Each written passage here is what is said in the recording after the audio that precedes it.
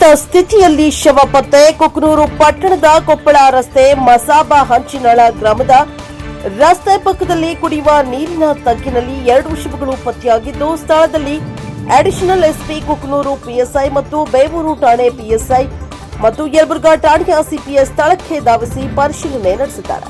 ಕೊಳೆತ ಸ್ಥಿತಿಯಲ್ಲಿರುವ 2 ಶವಗಳು ಕುಕನೂರು ಪಟ್ಟಣದ 23 ವರ್ಷದ ರುದ್ರೇಶ ಗಂಗಾವತಿ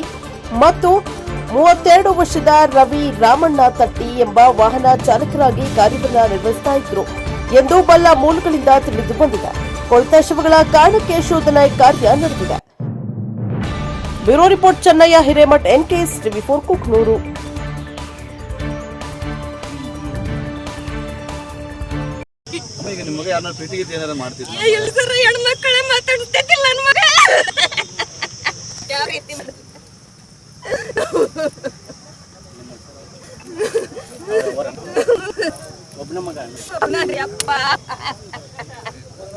ನನ್ನ ಮಗನ ಹುಲಿ ಬೆಳೆಸ್ತಿದ್ವು ಎಲ್ಲಾರು ನಾಲ್ಕು ಮಾಡಾರ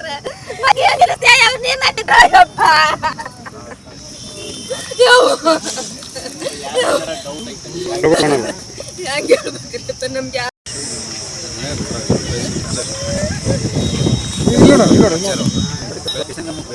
ಜಿಲ್ಲೆ ಬೈಕ್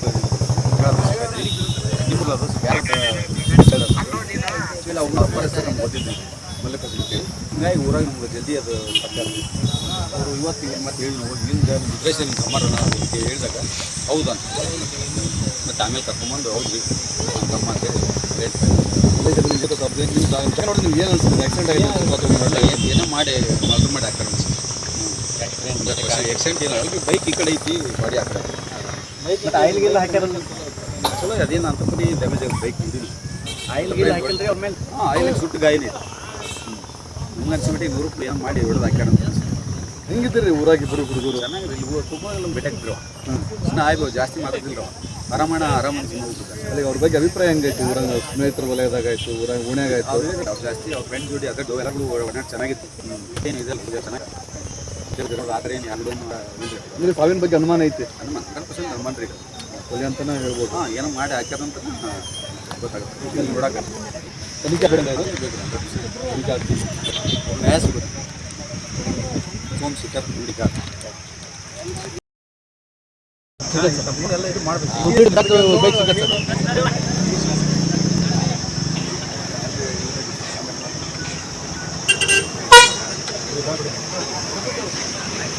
ಗಾಡಿ ಬಿಟ್ಟು ಬರ್ರಿ ಸರಿ ಬರ್ರಿ ದಾರಿ ಬಿಟ್ಟು ಈ ಕಡೆ ಬರ್ರಿ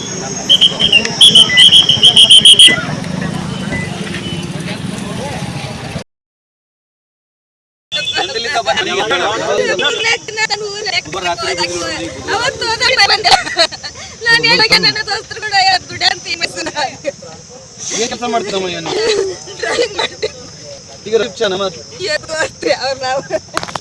ಈಗ ಇವಾಗ ಹಿಂಗಾಗೈತೆ ಅಂತ ಯಾವಾಗ